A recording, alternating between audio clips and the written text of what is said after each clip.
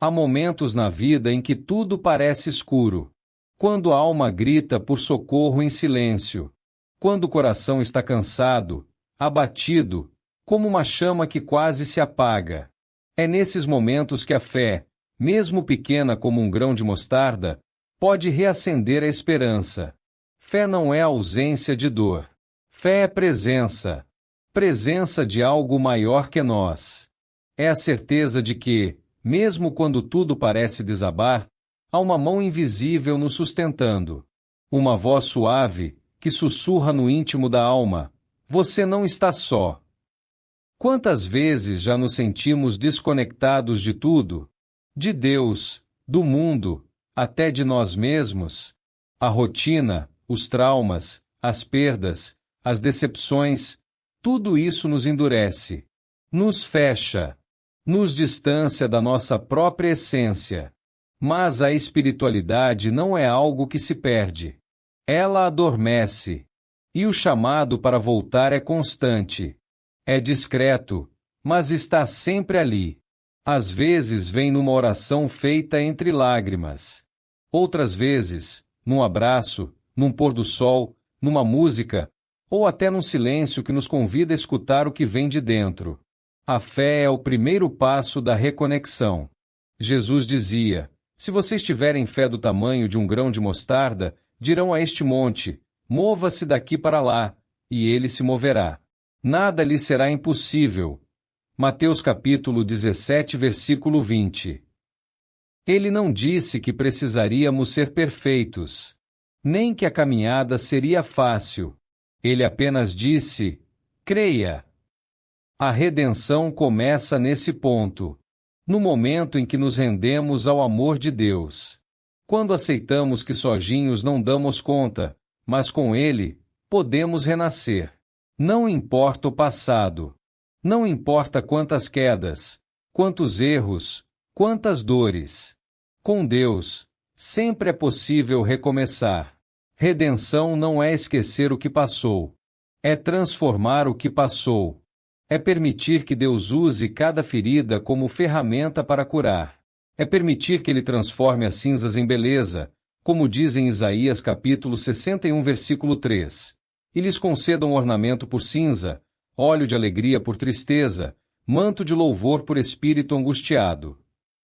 Quando nos conectamos espiritualmente, nos reconectamos também com o que há de mais puro em nós: a compaixão, a paz, o perdão, a humildade. A espiritualidade não nos afasta da realidade. Ela nos fortalece para enfrentá-la com mais sabedoria. Talvez você esteja ouvindo isso agora com o coração pesado. Talvez ache que não há saída. Mas eu quero te dizer com toda a verdade do meu ser: há esperança. Sempre há. A história da humanidade é feita de recomeços. De pessoas comuns que encontraram sentido mesmo no meio do caos. Pessoas que foram quebradas, mas reconstruídas por Deus. Que se perderam, mas foram encontradas. Como o filho pródigo, que mesmo tendo se afastado de tudo, encontrou o caminho de volta. E o pai o recebeu de braços abertos, sem julgamento, apenas com amor. Lucas capítulo 15, versículo 20. Esse pai representa Deus, que não exige que sejamos santos para nos acolher. Ele nos acolhe para que sejamos restaurados. Ele vê além da aparência. Ele vê o coração. Você não precisa entender tudo agora. Só precisa se abrir. Só precisa dizer: eis-me aqui. Esse é o primeiro passo da cura. A entrega. A entrega que liberta, que transforma, que nos reconecta com o Criador. Porque quando estamos conectados com Deus, tudo muda. Não porque os problemas desaparecem, mas porque passamos a ver tudo com outros olhos. A fé nos faz caminhar mesmo quando não vemos o caminho. Nos momentos mais sombrios da vida, lembre-se de que a luz não vem de fora. Ela nasce dentro. É o Espírito que habita em você, que te chama, que te convida para algo maior, mais profundo, mais verdadeiro. Talvez você tenha se distanciado. Talvez sinta que não é digno, que errou demais, que falhou, que perdeu tempo. Mas Deus não trabalha com condenações. Ele trabalha com redenção.